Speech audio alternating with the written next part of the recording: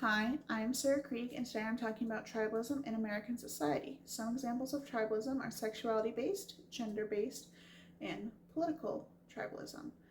Gender-based tribalism usually comes in the form of men versus women, but we are seeing a new dichotomy emerge of transgender people versus cisgender people.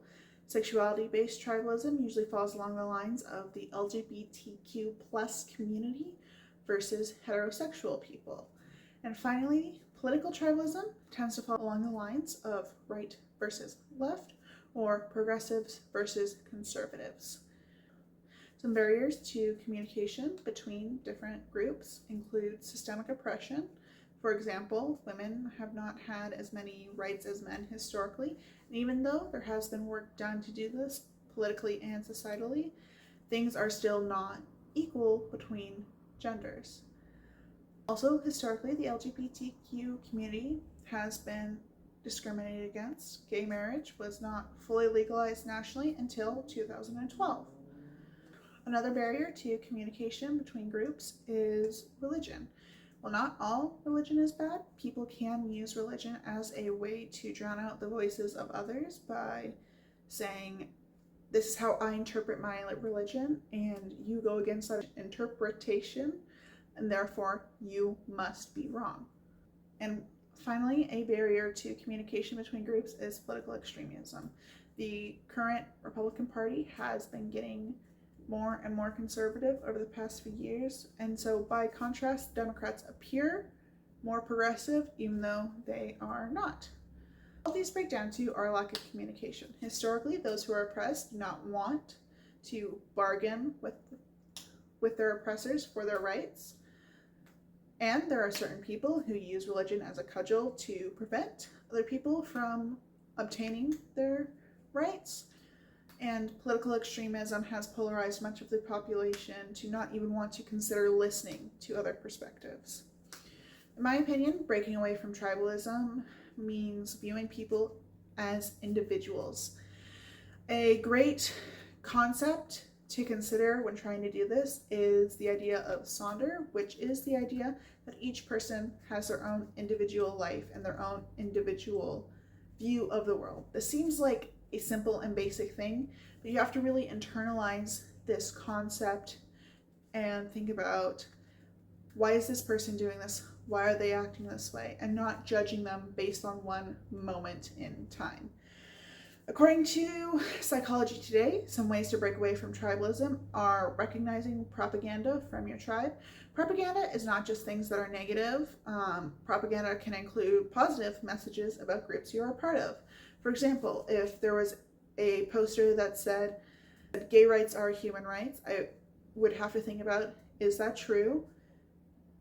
And I would say yes, personally, as I'm part of the LGBTQ plus community. And then I'd be like, okay, this is a good message. This is a true message. But let's say I see a similar poster that said, all straight people are evil. I would think, okay, is this true? No, it is not. Each individual person lives their life and makes their own choices and should not be defined as their group. Another method is calling out your own group members when they do things that are not good.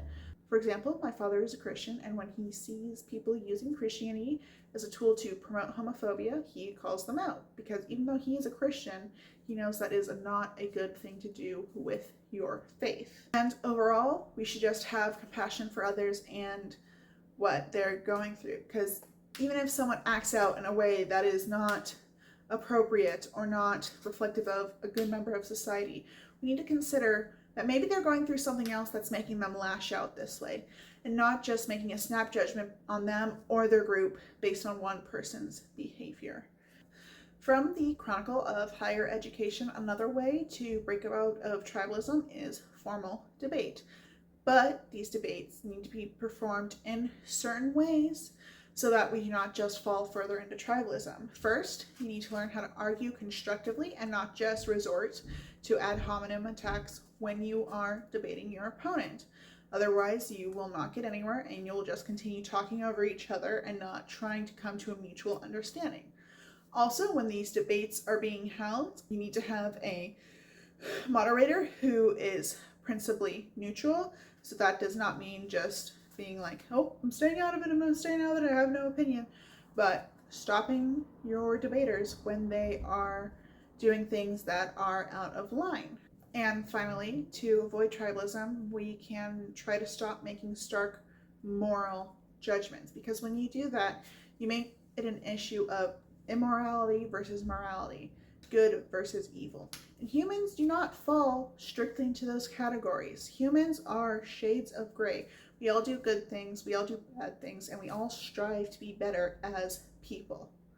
So, in conclusion, I believe there are many types of tribalism in American society, and to stop being as tribalistic, we need to just have more compassion for others, be more willing to listen to other people, and be more willing to have open lines of communication, while also acknowledging there are historical precedents of why some people would not want to communicate and trying to work past that.